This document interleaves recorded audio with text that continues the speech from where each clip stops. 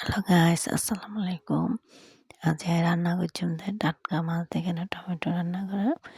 রান্না যদি আপনার হাতে ভালো লাগে আর তাহলে লাইক কমেন্ট সাবস্ক্রাইব করবেন।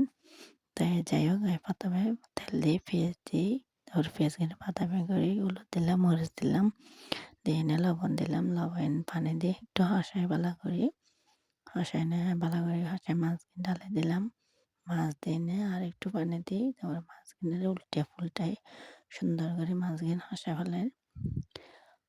নেয়, তারপরে আবার পানি দিয়ে নিয়ে মাছগুলো ভালো করে হাঁসাই তারপরে মাছ এনে গুঁড়ি দিই, এখন গুঁড়ি দিয়ে এনে মাছ এনে ভালো করে উল্টে ফুলটাই আবার মাছগুলো গুঁড়ি দিও, যেন মাছগুলো 4 মিনিটে সিদ্ধ, আবার গুঁড়ি এনে তারপরে ভিতরে টমেটো দিয়ে দিও, মাথা দেখতে লাগবে না কেন করে রাঁধে।